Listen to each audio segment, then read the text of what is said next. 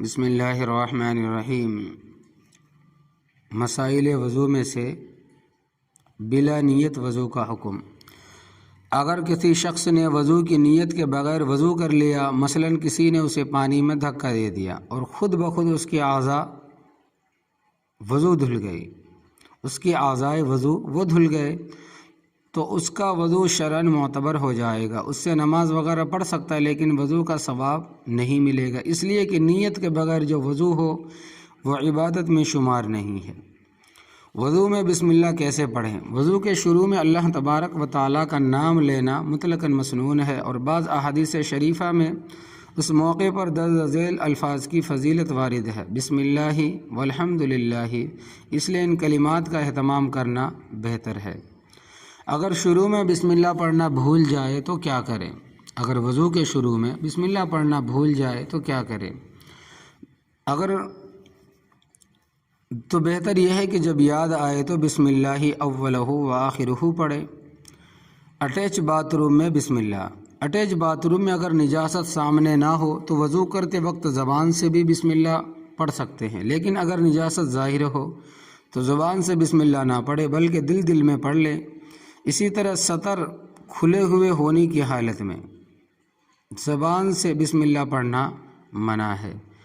بڑے برتن سے پانی کیسے لے؟ اگر کسی بڑی بالٹی یا ڈرم وغیرہ میں پانی رکھا ہوا ہے اور وہ ڈرم اتنا بڑا ہے کہ اسے ہلا نہیں سکتے، اور کوئی ایسا برتن وغیرہ بھی نہیں ہے کہ جس کے ذریعے سے اس میں پانی نکالا جائے، تو اس کا طریقہ یہ ہے کہ اول بائیں چلو سے پانی لے کر دائیں ہاتھ کو گھٹنوں تک دھوئے، اس کے بعد دائیں چلو سے پانی لے کر بایاں ہاتھ دھوئے تاکہ داہنے ہاتھ سے ابتدا کی سنت ادا ہو سکے۔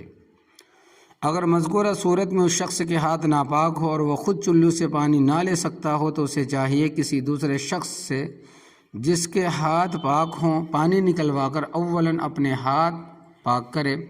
اگر یہ ممکن نہ ہو تو کوئی کپڑا پانی میں ڈال کر اس سے ٹپکنے والے پانی سے اپنے ہاتھ کو پاک کرے۔ اگر اس کا بھی انتظام نہ ہو تو خود اپنے منہ میں براہ راست پانی لے کر کلی کر کے اپنے ہاتھ پاک کرے اور پھر وضو کرے۔ اگر بالفرض یہ بھی نہ ہو سکے تو اب تیمم کر کے نماز پڑھ لے، اسی طرح اس کی نماز درست ہو جائے گی، بعد میں اعادہ کی بھی ضرورت نہیں ہے۔ اعضائے وضو کا 3 مرتبہ دھونا۔ اعضائے وضو کو تین مرتبہ دھونا سنت ہے، بلا ضرورت اس سے زائد مرتبہ نہیں دھونا چاہیے۔ لیکن اگر شک ہو جائے کہ کتنی مرتبہ دھویا ہے تو اطمینان قلب کے لیے، دل کی اطمینان کے لیے زائد دھونے میں حرج بھی نہیں ہے۔ ایک عضو کے خشک ہونے کے بعد دوسرے عضو کو دھونا۔ وضو کرتے وقت اعضاء کو پے در پہ دھونا مسنون ہے، یعنی ایک عضو کے خشک ہونے سے پہلے دوسرا عضو دھو لیا جائے، یعنی کہ وضو کے درمیان جو بدن دھوئے جاتے ہیں اس کو عضو کہا جاتا ہے، تو اعضائے بدن دھو لیا جائے۔ لیکن اگر کسی وجہ سے اعضائے پے در پہ نہ دھو سکے، مثلاً وضو کرتے وقت پانی ختم ہو گیا، مزید پانی لانے سے پہلے اعضاء خشک ہو گئے، تو اب اجسر نو وضو کرنا ضروری نہیں، بلکہ ما بقیہ اعضاء دھو لینے سے بھی وضو بلا شبہ درست ہو جائے گا۔ وسوسے کا مریض شک پر عمل نہ کرے۔ جس شخص کو وہم کی بیماری ہو، اسے بار بار اعضائے وضو کے دھونے کے بعد بھی اطمینان نہ ہوتا ہو، اس پر لازم ہے کہ 3 مرتبہ سے زیادہ ہرگز نہ دھوئے اور شک پر عمل نہ کرے، ورنہ وسوسہ ڈالنے والا شیطان اسے کبھی چین سے نہ رہنے دے گا، اور اگر 3 مرتبے کے بعد پانی بہاتا رہے گا تو شکی شخص گنہگار بھی ہوگا۔ انگلیوں میں خلال کرنے کا طریقہ۔ ہاتھ کی انگلیوں میں خلال کرنے کا طریقہ یہ ہے کہ ایک ہاتھ کی ہتھیلی دوسرے ہاتھ کی پشت پر رکھ کر بھیگی ہوئی انگلیاں ایک دوسرے میں ڈال دی جائیں، جبکہ پیروں میں خلال کرنے کے لیے بائیں ہاتھ کی چھوٹی انگلی استعمال کریں، اور بہتر ہے کہ دائیں پیر کی چھوٹی انگلی سے خلال کی شروعات کر کے بائیں پیر کی چھوٹی انگلی پر ختم کریں۔ داڑھی میں خلال کا سنت طریقہ۔ داڑھی میں خلال کرنے کی مسنون صورت یہ ہے کہ دائیں ہاتھ کی ہتھیلی کو گلے کی طرف کر کے بھیگی ہوئی انگلیوں کو ٹھوڑی کے نیچے لے جا کر داڑھی کے درمیان سے اوپر کو نکالیں۔ یہ طریقہ ہے داڑھی میں خلال کرنے کا۔ پورے سر پر مسح کرنے کا حکم۔ حنفیہ کے نزدیک اگرچہ مسح کا فرض چوتھائی سر پر مسح کرنے سے ادا ہو جاتا ہے، لیکن اہتمام کے ساتھ پورے سر کا 1 مرتبہ مسح کرنا سنت ہے، اور اگر کوئی شخص اس سنت کی ادائیگی میں بلا عذر لاپرواہی برتے گا گنہگار ہوگا۔ اور پورے سر پر مسح کرنے کے لیے اتنا کافی ہے کہ اپنی ہتھیلیاں اور انگلیاں پیشانی پر رکھ کر گدی تک لے جائے اور پھر انگلیوں سے کانوں پر مسح کر لے۔ بعض لوگوں نے یہ طریقہ لکھا ہے کہ مسح کرتے وقت انگلیوں اور ہتھیلیوں کو الگ رکھا جائے تاکہ مستعمل پانی کہیں نہ لگے، تو محققین فقہا کے نزدیک اس طرح کا التزام بے اصل ہے، بے جڑ ہے۔